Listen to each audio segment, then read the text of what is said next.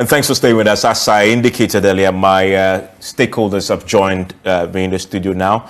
With me in the studio is Festus Longmatey, is the National Programs Manager at the Ghana National Education Campaign Coalition. He joins us in the studio.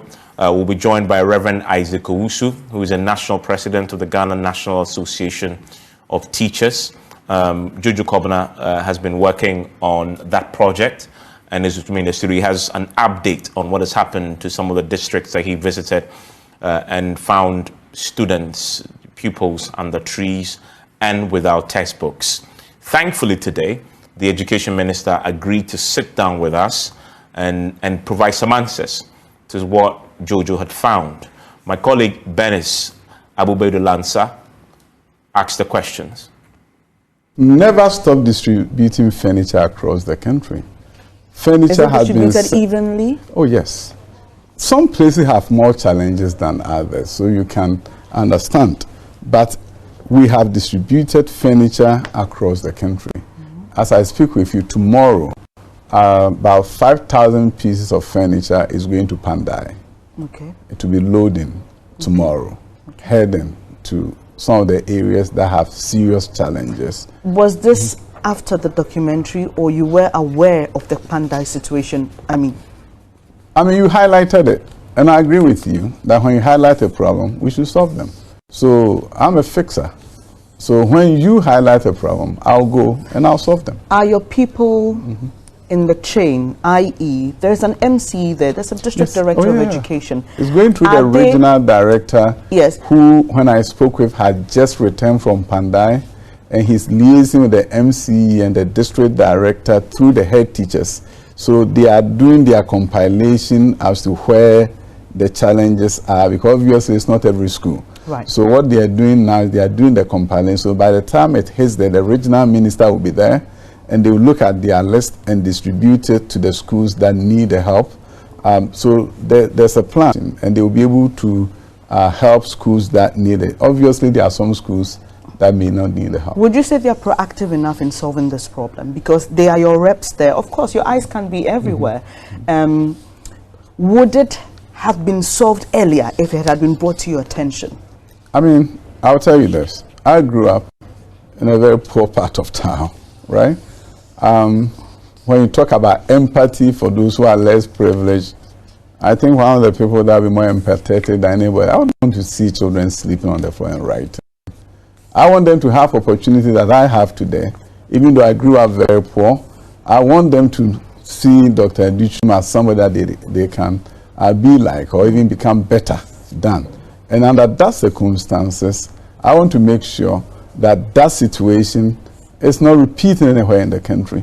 So we're looking at all means possible to ensure that no child go to school and have to sit on the floor or lie down to write. It is not right, and we'll do everything possible to stop it.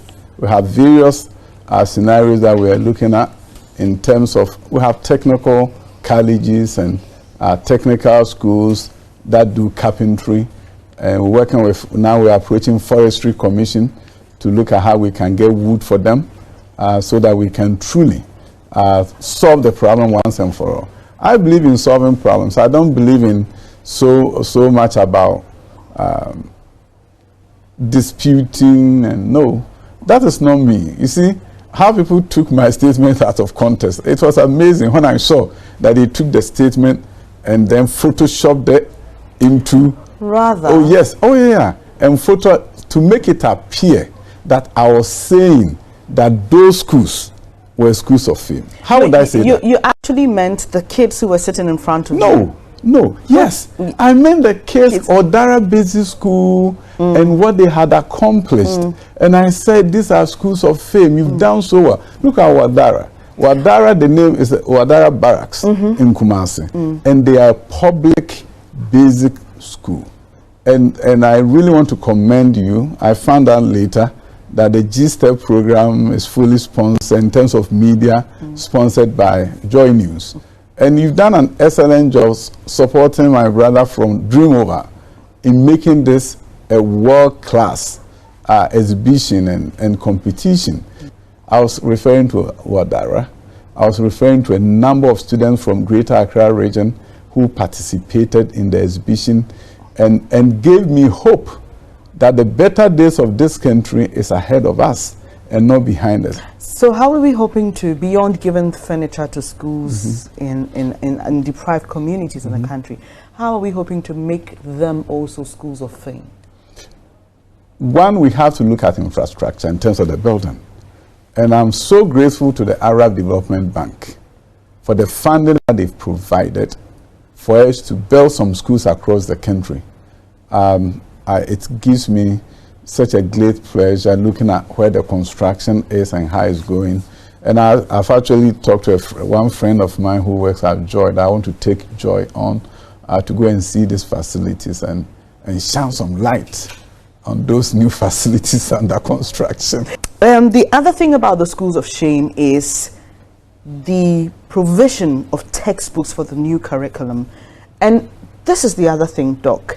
Fantastic ideas, the people say. Brilliant projects, poor execution. Since 2019, we introduced this new curriculum. We've had promises upon promises, and they say, how do you expect us as teachers to execute our mandate? We do not have the textbooks. So far, we heard from the president of Gnecc that only 3 textbooks have been provided across the board. The last time I checked, it was 4 core textbooks. Okay. And I think the 5th one has also been procured. You see, the thing is this. Didn't we put the cart? No, not really. Didn't we put the cart before the horse then? No. You see, it is a different approach. In the past, we have no focus on one-to-one curriculum procurement. So invariably, you're going to have 2 students sharing a book. We decided that it should rather be one-to-one. So it takes more effort to do one-to-one textbook deployment. But were you ready for that? 2019 to 2023, that's 4 solid years. But the books went in 2022, so don't add the 1 year for me. Okay, 3 solid years. That's enough time. That's enough time that's enough time for a child to grow, walk, and run. You see, the interesting thing about this is that we as a country, unlike other countries, decided that we'll allow the private sector to develop the textbooks. So we want to allow the private sector. See, let me tell you this. In the old system, where the ministry had writers, right? And they're writing to such a shorter period of time to get textbooks in all classrooms. So clearly that was a better system, is that not it? In terms of the speed, but I also have a philosophical understanding that was developed over the years that the private sector should be allowed to develop in the book industry. That is not to say that this could not have been done faster. So I'll concede that in the future, this has taught us some useful lessons that you really have to fast track a lot of things to make sure, even if it's private sector development, you can shorten the procurement and other processes so it doesn't drag on forever. So yes, I'll concede. But you also know that they develop what they call learner packs for the teachers for the first 2 years before the 3rd year came and textbooks started going. So it's not as if nothing at all was given to the teacher. And if you talk to the teachers, they will tell you that there's something called learner packs, materials of activities, exercises that were developed for teachers to use in their various classrooms. But from where I said, I concede that we should do a better job in terms of fast tracking, so you don't have that missing link and gaps in terms of new curricula and then deployment of textbooks. So I agree that we could do a better job. How long do we have to wait for the rest of the textbooks to be released and given to these? Oh no, we are going through the procurement processes now. So I'll update you. That is the Education Minister there. Festus is with me. He's the National Programs Manager, the Ghana National Campaign Coalition, Jojo Kabana, who did the work. He's also with me in the studio. Festus, let me start with you. So that last answer there, I guess, is what the thousands of children and the teachers across the country want to hear. When are we going to get the full complement of textbooks? He says he will update us. So what it meant is, as of this afternoon when we're doing this interview, the minister doesn't know yet when the full complement will come. What's your reaction to that? We'll start from that last bit, the textbook question, and we'll come to the challenge with the chairs, right? What's your comment on the textbook situation? For us as a coalition, it is unfortunate that as of now, schools still don't have. And by the way, I must say, this is just an excerpt from a more complete interview that will be played on the AM show. So you need to watch that because it puts it in a bigger context for you to listen to the minister. He addresses other things. So tomorrow at 7:30 AM, just make a date with my colleagues on the AM show, Benes Abubedu Lansa and Benjamin Akakbo, as they explore this in greater depth. You can watch the entire interview with Educhum addressing all the key questions in education.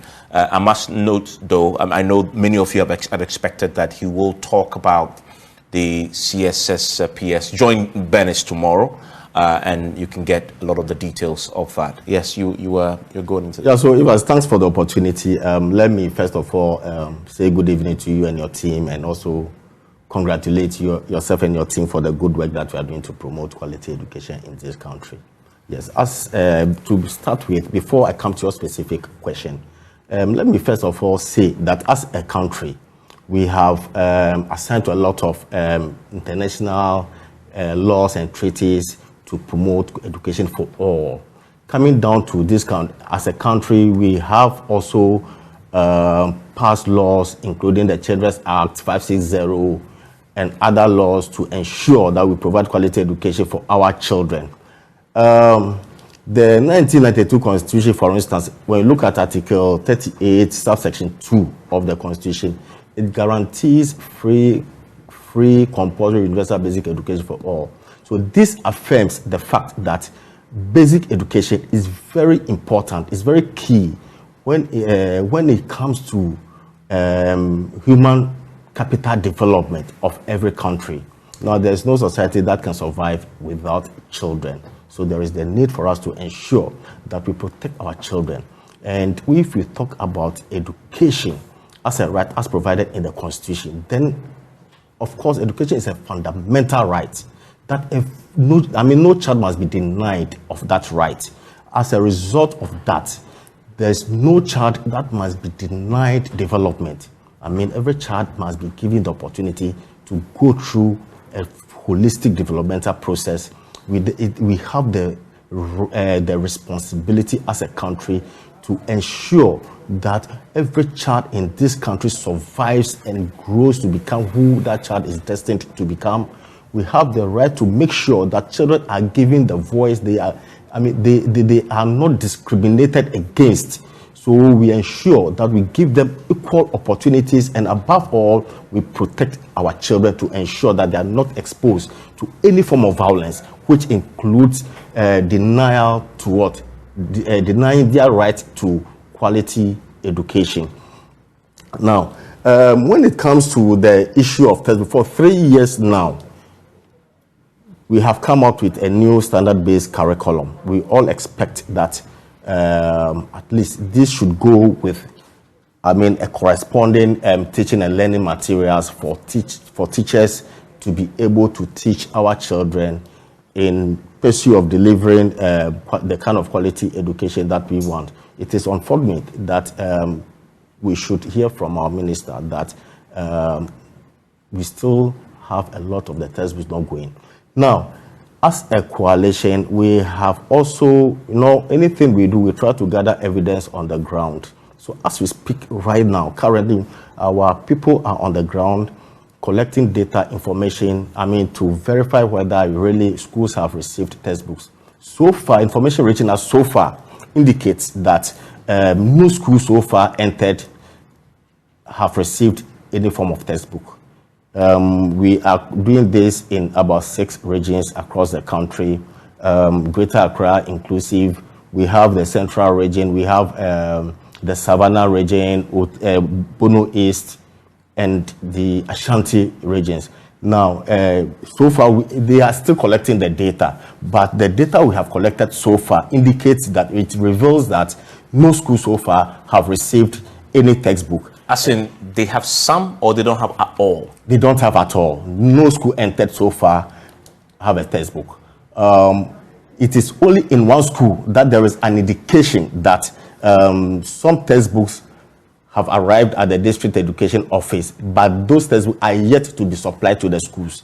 So clearly, there is a challenge, and this actually needs to be fixed, and fixed as early as we can.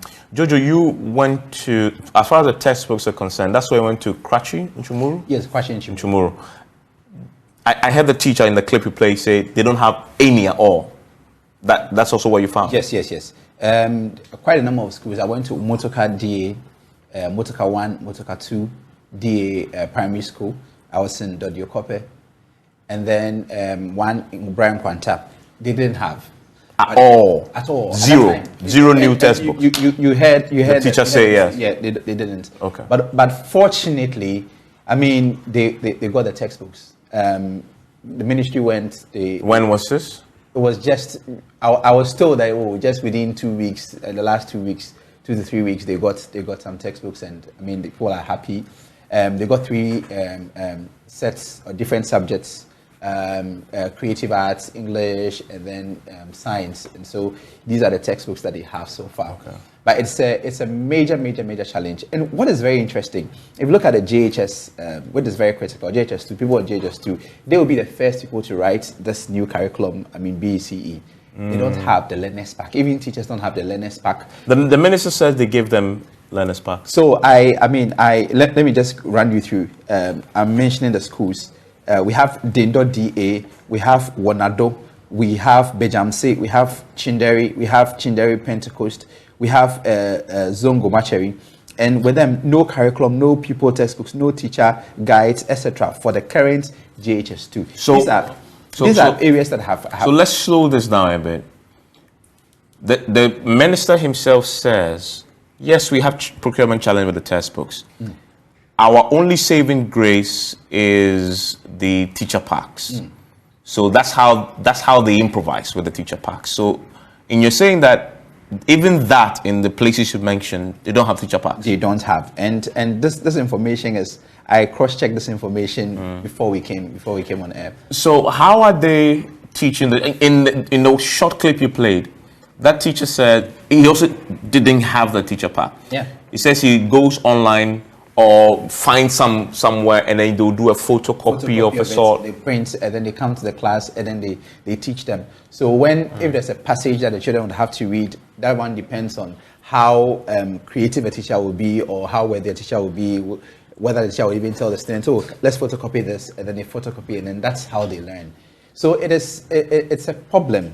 You know, when the teacher packs will at least give them the guidelines. Some even tell you that they download them. They go and buy it. They go to other schools to pick other schools that have it. So, for example, this is the OT region. So one lady that we spoke to said, oh, I went to the Volta region, crossed over to the Volta region. I have friends there who belong to, who are in some schools. And so I told them to photocopy some portions for me. And that is how come I'm conducting lessons in my class. So it's like teachers are finding a way around the situation, and this shouldn't be the situation. But unfortunately, that's the situation. Thankfully, the biggest teachers union we have in this country, the president of that association, Reverend Isaac Owusu, joins us now.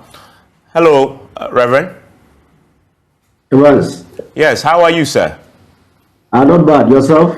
Well, we are coping. I mean, for those of us who went to Saito and experienced the challenges you're talking about. Anytime I'm talking about this, and 30 years on, children are still enduring the same challenge.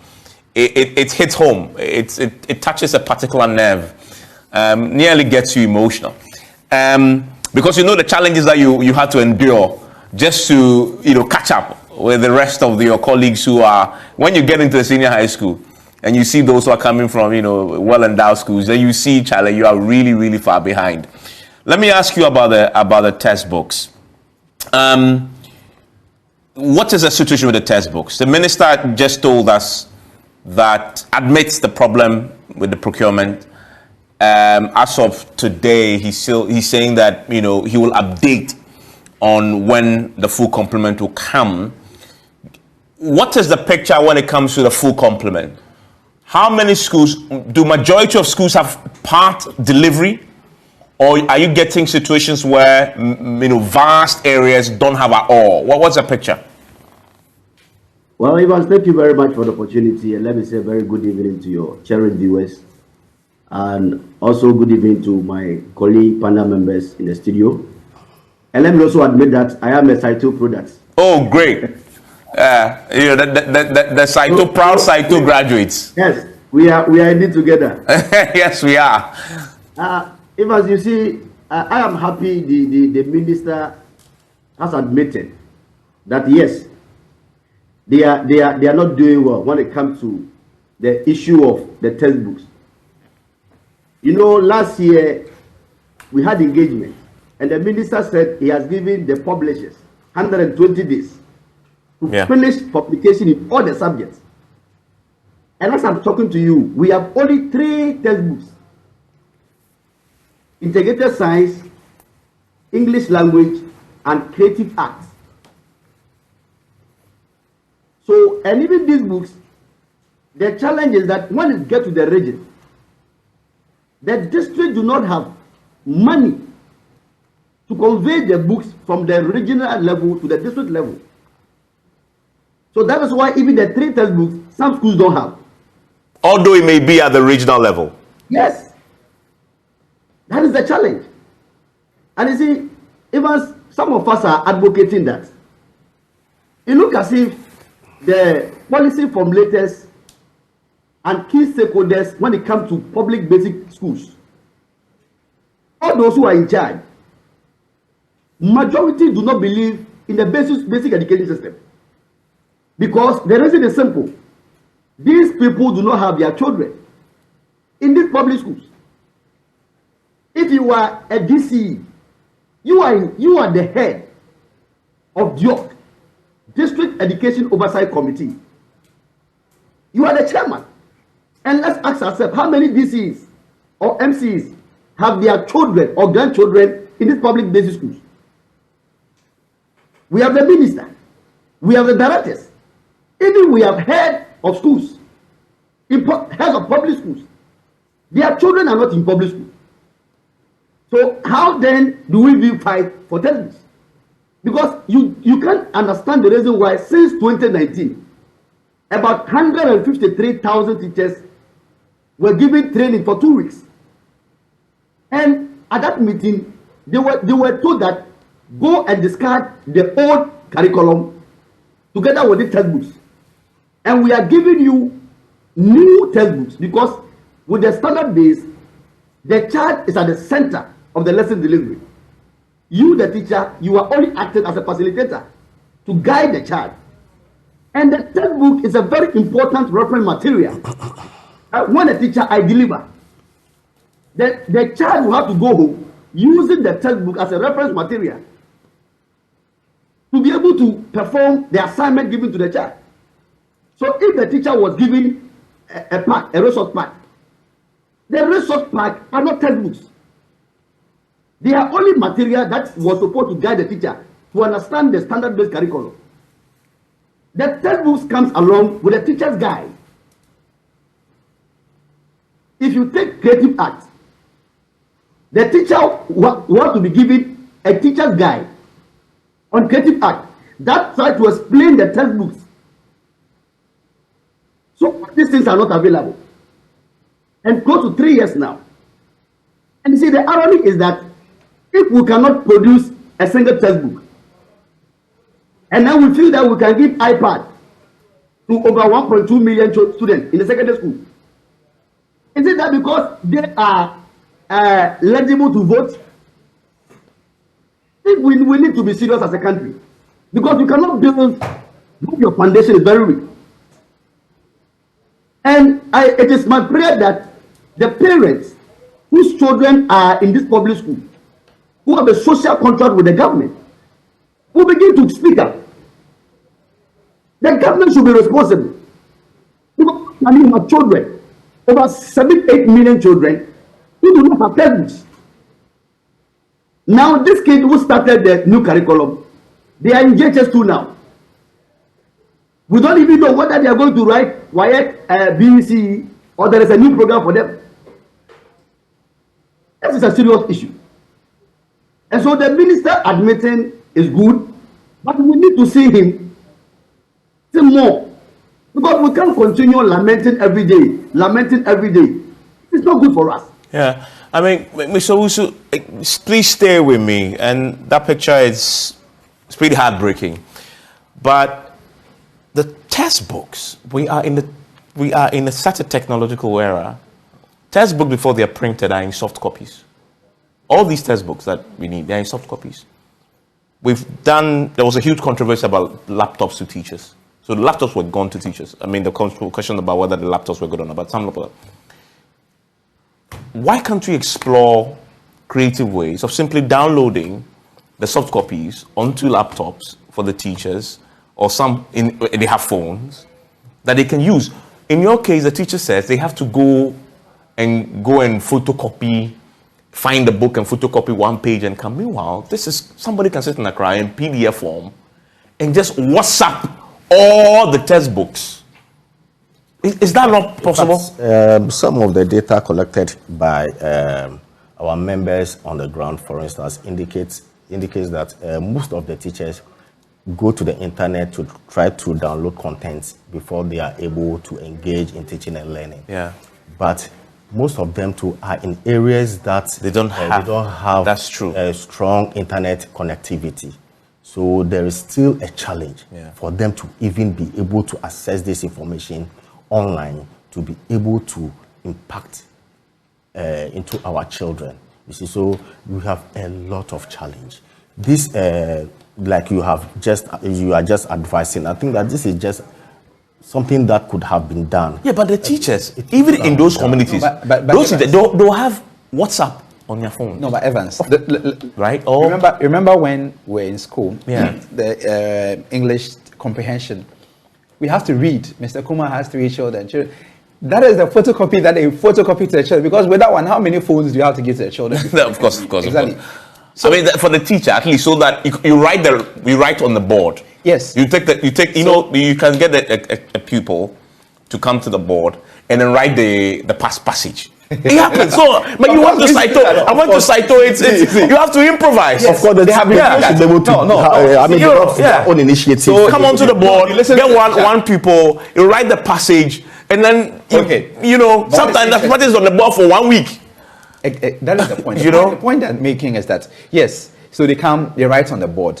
Do you know how long it takes to write on the board? I get it, but exactly. Sometimes when they are doing, it was done. The thing is that is exactly what they are doing, and you were in Saito. No, it's not their fault. I'm not talking about improvising from the national level. That is exactly what they have been doing. Who have the teachers on the ground are doing brilliant work. They are finding creative ways to solve the problem. But of course, there are copyright issues with sending the material. But the state has bought that copyright. Have we not, with the textbooks, and they are printing to send. So why are you waiting? You can't find procurement to. Meanwhile, the thing can be easily be. Anyway, maybe I'm oversimplifying the problem. Maybe I am oversimplifying the problem. They can actually do that, like the JHS2. They can actually send them. Yeah, so that's the point, right? So those teachers who don't have the Learners Pack 2, how is that excusable? It's not the teacher. I'm not questioning the teachers. I'm just saying that for the authorities.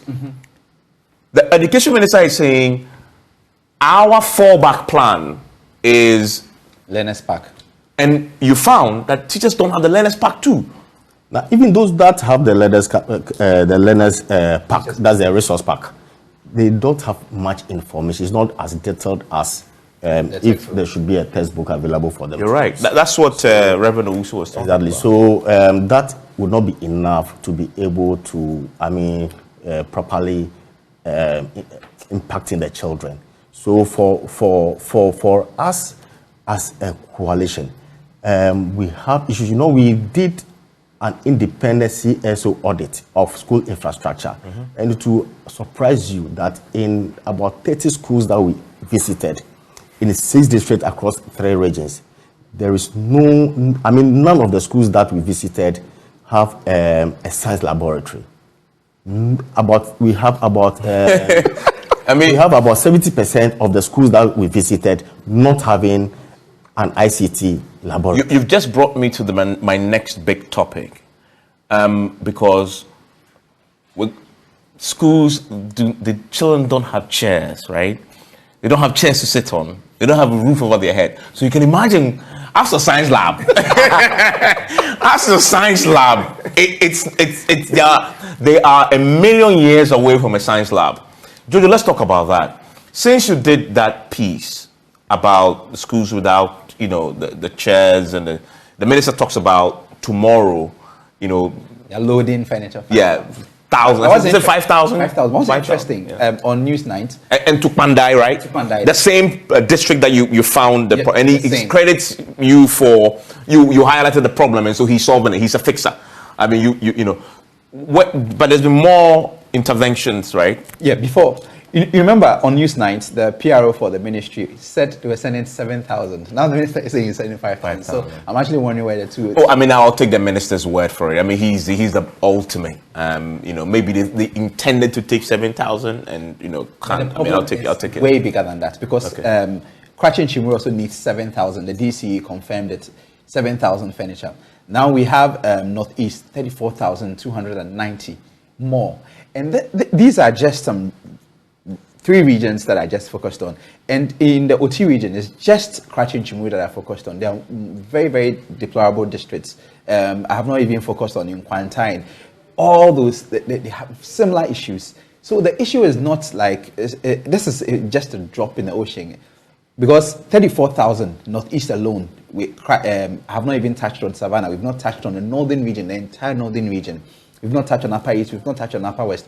Western North, we've not touched on it. Even Greater Accra, we have schools. And that is the new, what do you call it, a series that will come on Tuesday, where in Greater Accra, we even have children without furniture. Yeah, I went to a place in Greater Accra region, in the heart of Greater Accra. Heart of Greater Accra. At the Braka heart. This is just here. So anyway, but that's a problem, right? Yeah. Basic infrastructure, right? No roof, no chairs, children on the floor. You've been doing a lot of work in this area. You talk about the science labs. I mean, the science labs is like, is a big. This is very basic stuff that the kids don't have. It is. Most of the schools that we visited across the country also reveals the situation that my brother is just talking about. A lot of them lack infrastructure, basic infrastructure, for students to comfortably engage in teaching and learning with their teachers. When you go to, just yesterday, for instance, I'm yet to follow up on a case where there is this mom who is complaining of not being able to send her two children to school because of lack of furniture for the children to use in the school. Yeah. So the school, basically, they are refusing to admit these children just for the fact that they don't have furniture to accommodate these children. But by the way, that's a very powerful story. The school is refusing to admit. The school is refusing to admit because there is no furniture to accommodate these 2 children. Okay. And they are asking the mother of these children to provide the furniture. And this is someone who also doesn't have the means to even be able to, support her children with acquiring the furniture for them. So basically, these children are being denied education through no fault of theirs. You know why this strikes me very hard? Because I remember back in the day, and I keep talking about my side too, we used to carry the chairs. We used to carry the chairs from our home to the school. I'm not kidding. I mean, you have to carry. So when you're going to school, apart from there's some T-board, I forgot what it's called. Technical drawing board. Board, yes. Yeah, that's it. That you have to get square. exactly the T-square that they will do for you. You also have to get your parents to get a carpenter to get you your own chair. So you carry it and then you go and put it there and it's yours. Right? I don't know what happened. Vacation, then you carry it back. Yes. So you're saying that in 2023 we still have a situation like that where schools don't have furniture, and parents are asked to bring their own furniture. And because they can't afford to provide the furniture, these children are home. Okay. Give me the big picture here. How do we resolve that? Is it a lack of, is it resource distribution challenges? Or with the resources simply not there? Are we lopsided in focusing where to put the resources that we have? What is the problem? You see, for us, we think that we are focusing so much at the secondary school level and neglecting the basic. Okay. Meanwhile, basic, we need to build a foundation to be able to feed the senior secondary school level. But we have neglected the basic level. As we speak right now, we have over 1.2 million children who are not attending school. Out of this 1.2 million children, we have about almost 1 million children who have never attended school in this country, as we speak. When you go to the Savannah region, for instance, we have about 43.2 children of school-going age. Sorry, we have 43.2% of children of school-going age who have never attended school. And the problem is, why is that? Is it because, because we're over-focusing on senior to a neglect of basic? One, we are over-focusing on the senior the SHS level. Two, we don't have enough infrastructure at the basic level to accommodate all these numbers. Remember, for instance, in the dental municipality, research was conducted and we realized that there are a lot of schools where we have classrooms that are overcrowded. So if we have a particular school in a community, and this is the school that children could access, and these children go to the school and the classroom is already overcrowded, then automatically this child will not get space. Yeah. I mean, let me wrap up with Reverend Usman. Reverend, on that question of the lack of, chairs, etc., what's and the focus on the SHS and neglect of the basic? What's the NAT's view on how this can be resolved? This problem with schools under trees, schools without chairs, etc. Very briefly for me, please. Yes, this challenge can be resolved by making sure that the distribution that the GES and the Ministry of Education does, they cater for the basic school first. You see, now the head teachers at the basic schools are suffering. Capitation grant doesn't even come. And here is the case that the parents do not even have money to buy a common textbook for their children. So you ask yourself, how are the heads running the school? If you go and collect one CD2, the same GES will hold you accountable and demote you. You remember last year about 110 head teachers in Greater Accra were demoted just because they've gone to collect a printing fee. When it is the duty of the GES to make sure that they print questions papers for these students. You see, Evans, we shouldn't allow our political interest to override the national interest. When it comes to secondary school, why is it that we don't rush our children in private secondary school? But rather, all of us are interested in sending our children in public secondary schools.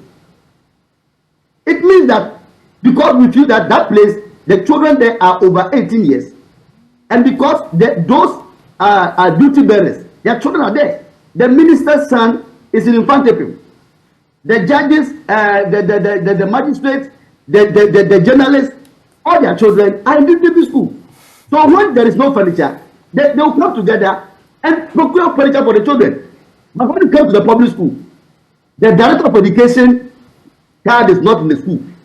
The DCE child is not in the school. The police inspector in the district, his or her child is not in the school.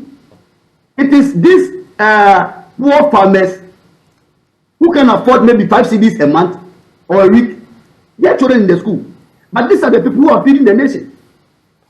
And agenda, I know the Millennium Development Goal for 2030 is just around the corner. By 2030, we are expecting all school-going children to be in school. And here is the case: we have over 1.2 million children who do not have access to school. Yeah, I mean, you made a point, and I think you've repeated again about the duty bearers, the politicians, the policymakers, they don't have their children in these schools. Will NAT advocate a policy that compels the policymakers, the duty bearers, to compulsorily, if they have children at school-going age, send them to the public schools? I think that is the way forward. Because elsewhere, if you go to Finland, if you're a public sector worker, your child will be in public school. So that is the way forward to go, and we'll take it up and make sure that our parliamentarians do the needful and making sure that at least if you are a minister, a director, and you don't have your ward in the public school, can you imagine a director's son lying on the floor writing? No, I can't. You cannot imagine. Imagine that a director of education, the son of the grandson, is lying on the floor. Children find themselves in a various districts, and they have a district. So the director, the assembly members there, would they send their children to go and lie on the floor? The central government cannot do it alone. That is what we have to understand, that education is very expensive. Yeah. But if you want to politicize education, then we will not go anywhere. Education is very, very expensive. So we need all hands on deck. Yeah. The government should allow parents to come in to support. Reverend Isaac Owusu, thank you very much. And Jojo, the next one is focusing on Accra. Okay. Schools of Shame, Accra. Because let me take you to my hey, this one, I'm not going to reveal the place. When I reveal it, yeah, things will happen. When is it airing? On Tuesday. On Tuesday. Thank you very much. Grateful that you joined us with your thoughts. Jojo will look out for that. Reverend Owusu, I'm grateful. Enjoy the rest of your evening.